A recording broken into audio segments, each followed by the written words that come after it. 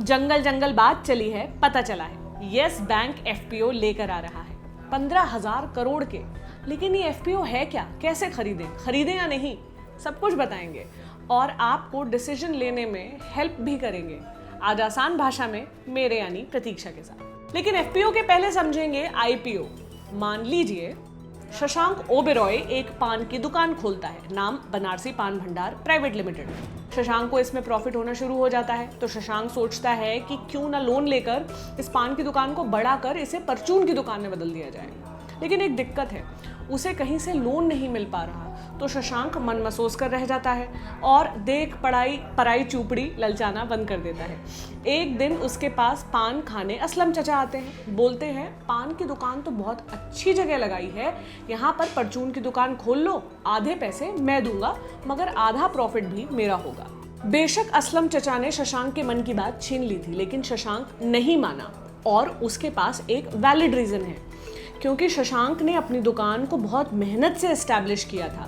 साथ ही उसकी दुकान पहले से ही है जहां उसे प्रॉफिट मिल ही रहा है, चाहे वो कम मिल रहा हो।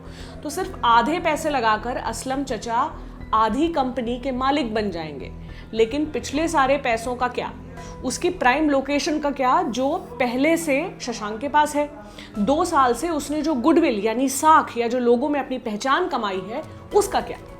ये सब चीजें ध्यान में रखकर तय होता है कि आगे आने वाले रेनोवेशन के सारे पैसे असलम चचा देंगे, लगभग 5 लाख रुपए, और इसके बाद प्रॉफिट लॉस दुकान के सारे सामान में से सिर्फ 10% हिस्सा उनका रहेगा।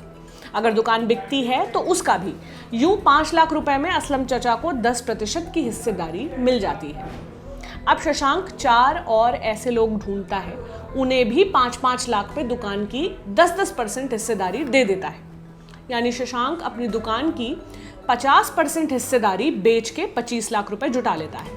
ये जो 50% हिस्सेदारी शशांक ने बिल्कुल शुरुआत में बेची, अगर उसे सेबी की देखरेख में किया जाता है तो इन शेयर्स को कहेंगे आईपीओ यानी इनिशियल पब्लिक ऑफरिंग। और इसके बाद बनारसी पान भंडार प्राइवेट लिमिटेड हो जाएगा बनारसी पान भंडार पब्लिक लिमिटेड। अब एक बहुत ज़रूरी बात याद रखिए, कंपनी और कंपनी का मालिक दोनों अलग अलग चीज़ हैं। ये बात इसलिए याद रखना ज़रूरी है क्योंकि तभी हमें एफपीओ समझ आएगा। तो यूं कंपनी का 10% हिस्सा 5 लाख में बिका तो 50% हिस्सा 25 लाख में बिका, और यूं कंपनी की कुल कीमत मार्केट कैपिटलाइजेशन में हो गई 50 लाख रुपए। मार्केट कैपिटलाइजेशन मतलब 100% शेयर्स की जो वैल्यू है। जो 25 लाख रुपए आईपीओ से आए उसे शशांक ने अपनी जेब में नहीं रखा, ये जाएगा कंपनी के एक्सपेंशन में, उसका उधार चुकाने में। अब बात शेयर मार्केट यानी सेकेंडरी मार्केट की। शशांक तो अपने 50% हिस्से को बेचकर उसे फिर से कंपनी में लगाकर निश्चिंत हो जाता है और अपने काम में लग जाता है। वही दुकान खोलना, वही रेनोवेशन, वही फायदे का 50% बाकी 5 लोगों में दे देना।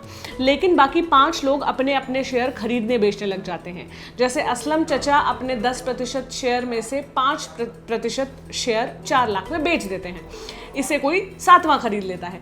कोई और अपने शेयर नुकसान में किसी 8वें को बेच देता है। कोई 10 के बदले अपने शेयर बढ़ाकर 12% कर लेता है। यूं शशांक के पास तो अपने 50% शेयर हमेशा रहते हैं, लेकिन बाकी के शेयर जो शशांक ने इनिशियली बेचे थे उनका भी व्यापार होना शुरू हो जाता है। इसे कहते हैं शेयर ट्रेडिंग। तो यूं 2 मार्केट हो गई, एक जहां शशांक की परचून की दुकान है, दूसरी जहां बनारसी पान भंडार पब्लिक लिमिटेड के शेयर्स की खरीद फरोख्त होती है। और इस दूसरी मार्केट का नाम है शेयर मार्केट। और चूंकि शेयर मार्केट में लोगों ने शशांक की कंपनी से सीधे शेयर नहीं खरीदे बल्कि सेकेंड हैंड खरीदे हैं, इसलिए जहां पर इन शेयर्स की खरीद फरोख्त होती है उन्हें सेकेंडरी मार्केट भी कहा जाता है, जैसे Bombay stock exchange, national stock exchange वगैरह। अब इन शेयर्स के दाम रोज घटते बढ़ते रहते हैं डिमांड एंड सप्लाई के बेसिस पर, और डिमांड एंड सप्लाई डिपेंड करती है बनारसी पान भंडार पब्लिक लिमिटेड की परफॉर्मेंस पर। अगर कंपनी अच्छा परफॉर्म कर रही है तो उसके शेयर्स की डिमांड भी ज्यादा होगी और शेयर के दाम बढ़ेंगे। बुरा कर रही होगी तो उसके शेयर्स बेचने की होड़ लग जाएगी और कंपनी के शेयर्स के दाम घटने लगेंगे। वो देखते हैं ना आप, सेंसेक्स ऊपर गया नीचे गया, ये वही चीज है। अब बढ़ते हैं OFS यानी ऑफर फॉर सेल की ओर। तो शशांक की कंपनी का आईपीओ आ गया, शशांक की कंपनी के शेयर्स भी मार्केट में ट्रेड होने लगे। लेकिन इस सब में शशांक को क्या फायदा हुआ? बस प्रॉफिट का 50%। नहीं, शशांक अभी 50% कंपनी का भी मालिक है। आईपीओ आ चुकने के बाद, शेयर की ट्रेडिंग शुरू हो चुकने के बाद इन शेयर्स को जब भी वो मार्केट में बेचेगा, वो पैसे शशांक की जेब में जाएंगे।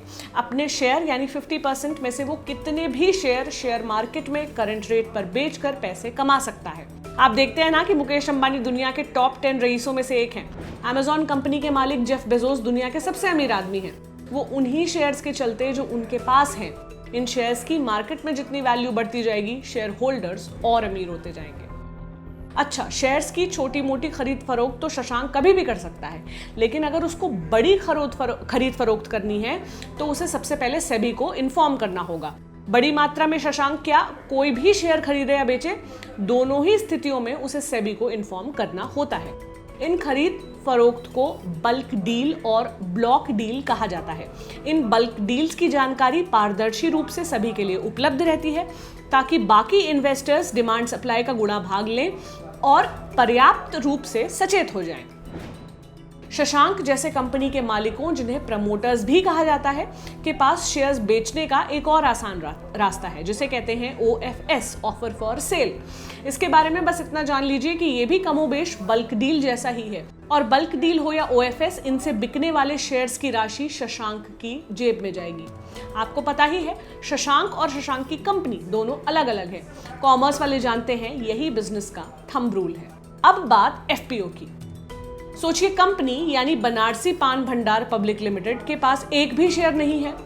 उसके शेयर्स हैं, उसके पास शेयर्स नहीं है।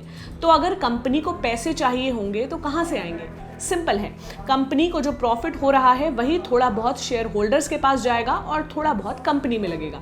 या कंपनी डिबेंचर इशू करेगी। डिबेंचर इशू करेगी मतलब आम लोगों से उधार लेगी, या फिर बैंक से उधार लेगी। मतलब शेयर्स की खरीद फरोख्त से कंपनी के खाते में एक भी पैसा नहीं जाना, फिर चाहे शशांक अपने ही शेयर क्यों ना बेचे। अब अगर कंपनी आईपीओ निकाल कर भी पैसे जुटाना चाहे तो नहीं निकाल सकती, क्योंकि उसके पास शेयर्स है नहीं। उसके सारे शेयर्स तो लोगों के पास हैं। अब अगर कंपनी को शेयर्स इशू करने हैं तो वो FPO यानी follow on public offer issue करेगी। फिर से रिपीट करती हूँ, फॉलो ऑन पब्लिक ऑफर। इसमें पुराने शेयर होल्डर्स के जो शेयर्स हैं वो डाइल्यूट हो जाएंगे। अब इसका क्या मतलब हुआ? शशांक वाले उदाहरण में लौटते हैं। माना शशांक की कंपनी के कुल 2 करोड़ शेयर्स हैं, जिसमें से 50% यानी 1 करोड़ शेयर्स शशांक के पास हैं और बाकी 1 करोड़ खुदरा इन्वेस्टर्स के पास। अब शशांक की कंपनी के कुल शेयर्स की शुरुआत में वैल्यू 50 लाख थी, लेकिन आज माना वो वैल्यू शेयर मार्केट में बढ़ते बढ़ते 2 करोड़ हो गई। अब हर शेयर की वैल्यू हो गई 1 रुपया। अब कंपनी को शेयर्स बेचकर पैसे चाहिए, तो कंपनी ने 2 करोड़ शेयर्स का FPO यानी फॉलो ऑन पब्लिक ऑफर जारी कर दिया। यूं शेयर्स हो गए 4 करोड़। तो हर पुराने शेयर की वैल्यू हो गई डाइल्यूट, यानी जो पहले के इन्वेस्टर्स थे उनके शेयर की वैल्यू घट गई। यूं FPO नए नोट छापने जैसा है। अगर सब कुछ कांस्टेंट रहे तो जितने ज्यादा नोट छपेंगे, इन्फ्लेशन उतना ज्यादा बढ़ता जाएगा, चीजें उतनी ही महंगी होती जाएंगी। ऐसे ही अगर मार्केट फोर्सेस कांस्टेंट रहें तो जितने ज्यादा शेयर्स बनेंगे, हर शेयर की वैल्यू उतनी ही कम होती जाएगी। और ये हमें ले आता है येस बैंक पर। जनवरी मार्च 2020 में इसके साथ बहुत बड़ी भसड़ हुई। कंपनी को मॉनिटोरियम में रख दिया गया। बैंक के दिवालिया होने की नौबत आ गई। फिर सरकार बचाव में आई। बैंक की पूरी रीस्ट्रक्चरिंग हुई। कई बैंक ने इसके शेयर खरीदे। SBI ने 6050 करोड़ रुपए इन्वेस्ट किए और इसके बाकी बैंक्स ने भी ढेर सारे शेयर खरीदे। रीस्ट्रक्चरिंग में एक बात और तय हुई कि जिसने भी शेयर खरीदे हैं या जिनके पास पहले से येस बैंक के शेयर्स हैं, वो अपने शेयर्स के 75% हिस्से को अगले 3 साल तक बेच नहीं सकते। मतलब अगर किसी खुदरा इन्वेस्टर के पास भी येस बैंक के 1000 शेयर्स हैं तो वो रीस्ट्रक्चरिंग के बाद सिर्फ 250 शेयर्स बेच सकते हैं। बाकी 750 शेयर्स अगले 3 सालों के लिए लॉक हो गए हैं। हालांकि 100 या 100 से कम शेयर्स में ये लॉक इन लागू नहीं है। अब आया येस बैंक का FPO। 15 जुलाई से 17 जुलाई तक आप येस बैंक के FPO के लिए अप्लाई कर सकते हैं, लेकिन आपको पूरे पैसे FPO के लिए अप्लाई करते वक्त ही देने होंगे। आपको FPO अलॉट हुए या नहीं इसकी सूचना 22 जुलाई को मिलेगी। यानी जरूरी नहीं कि आपने अप्लाई किया तो आपको शेयर्स मिल ही जाएं। खैर, अगर आपको शेयर्स नहीं मिले तो 23 जुलाई को आपके पैसे वापस हो जाएंगे, और मिल गए तो 24 जुलाई को शेयर्स आपके डीमैट अकाउंट में आ जाएंगे। 27 जुलाई को ये एफपीओ शेयर मार्केट में लिस्ट हो जाएगा। मतलब 27 जुलाई को, और इसके बाद आप इसे शेयर मार्केट में करंट प्राइस पर बेच सकते हो। आप पूरे 1000 शेयर भी बेच सकते हो, क्योंकि इन शेयर्स पर कोई लॉक इन पीरियड नहीं है। यस बैंक अपने इस एफपीओ से 15,000 करोड़ रुपए जुटाने की सोच रहा है। इस इक्विटी शेयर की कीमत 12-13 रुपए रखी गई है। मतलब अगर आप ये एफपीओ खरीदना चाहें तो प्रति शेयर 12 या 13 रुपए राशि कोट कर सकते हैं। ज्यादा बोली वाले को एफपीओ मिलने की ज्यादा संभावना होती है, इसलिए लोग सामान्यतः 13 रुपए ही कोट करते हैं। इस एफपीओ के माध्यम से आप 1000 के गुणांक में ही शेयर के लिए अप्लाई कर सकते हैं। इस 1000 शेयर्स को एफपीओ का लॉट साइज कहा जाता है। मतलब अगर आपने 2 लॉट के लिए अप्लाई किया हुआ है तो इसका मतलब आपको 2000 शेयर्स मिलेंगे। यूं आपको न्यूनतम 13,000 रुपए का इन्वेस्टमेंट करना ही होगा। अधिकतम आप 15 लॉट के लिए अप्लाई कर सकते हैं। मतलब आप अधिकतम 1,95,000 रुपए का ही इन्वेस्टमेंट कर सकते हैं। आपको अप्लाई करने के लिए ऐसे बैंक्स की मदद चाहिए होगी जहां ASBA सुविधा उपलब्ध है। ASBA मतलब application supported by blocked amount. आपको हमने पहले बताया था कि एफपीओ में अप्लाई करने के वक्त ही आपको पैसे देने होते हैं। दरअसल ये पैसे कहीं जाते नहीं, बस आपके अकाउंट में ब्लॉक हो जाते हैं। अगर 22 जुलाई को आपको शेयर मिले तो पैसे कट जाएंगे, वरना 23 जुलाई को पैसे अनब्लॉक हो जाएंगे। हालांकि आपको ASBA फैसिलिटी को गली गली खोजना नहीं पड़ेगा। लगभग सभी डीमैट अकाउंट्स इस सुविधा से लैस होते हैं। यानी आपके पास एक डीमैट अकाउंट होना जरूरी है। जैसे बैंक्स में रखे पैसे होते हैं, वैसे ही डीमैट अकाउंट में फाइनेंशियल इंस्ट्रूमेंट्स रखे होते हैं। अपना डीमैट अकाउंट खुलवाने के लिए आप अपने बैंक से संपर्क कर सकते हैं। अब मुद्दे की बात, ये एफपीओ खरीदें या ना खरीदें। हम हाँ या ना में आपको उत्तर नहीं दे सकते। इसकी जगह हम आपको पारदर्शी तरीके से कुछ फैक्ट्स के बारे में बताएंगे, जिससे आपको डिसीजन लेने में हेल्प मिलेगी। इस एफपीओ की सूचना आते ही यस बैंक के शेयर धड़ाम हो गए। 13 जुलाई को मार्केट खुलने से पहले 25.5 रुपए के लगभग का शेयर 14 जुलाई को मार्केट क्लोज होते होते 21 रुपए का रह गया।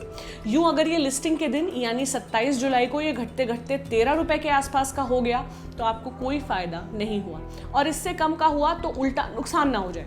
साथ ही डाइल्यूशन भी एक कंसर्न है, जिसके चलते डिमांड एंड सप्लाई वाले तराजू में पाला सप्लाई की ओर झुका रहेगा। हालांकि अगर पॉजिटिव की बात करें तो अगर आप इस एफपीओ के लिए अप्लाई करते हैं और आपको ये मिल जाते हैं तो आपको उस स्थिति में बहुत ज़्यादा फायदा होगा, जिस स्थिति में यस बैंक के शेयर्स के दाम ज़्यादा नहीं घटते और किसी भी हाल में 13 रुपए से ऊपर बने रहते हैं। याद रखिए, जहां आईपीओ को शेयर रूपी नदी का स्रोत माना जा सकता है, वहीं एफपीओ एक संगम है, जहां पर एफपीओ से इशू हुए शेयर्स शेयर मार्केट में पहले से ट्रेड होने वाले शेयर्स से जा मिलेंगे, और फिर मार्केट में पहले से ही ट्रेड हो रहे शेयर्स ही डिसाइड करेंगे कि लिस्ट होते वक्त एफपीओ के माध्यम से खरीदे गए शेयर्स की वैल्यू क्या रहती है। हो सकता है ये जानकारी भी आपको एफपीओ के लिए अप्लाई करें या ना करें वाला निर्णय लेने में लाभदायक हो कि एसबीआई, जिसके पास अभी यस बैंक के करीब 49% शेयर्स हैं और जिसने 6,050 करोड़ रुपए इन्वेस्ट किए थे, उसे एफपीओ के माध्यम से यस बैंक में 1,750 करोड़ रुपए और इन्वेस्ट करने की मंजूरी मिल गई है। उम्मीद है ये जानकारी आपके काम आई होगी। अगर आई तो शुक्रिया कहें दर्पण को, जो इसे आपके लिए लेकर आए। मेरा नाम प्रतीक्षा है। अपने फीडबैक आप भेज सकते हैं thelalantoppp@gmail.com पर। शुक्रिया।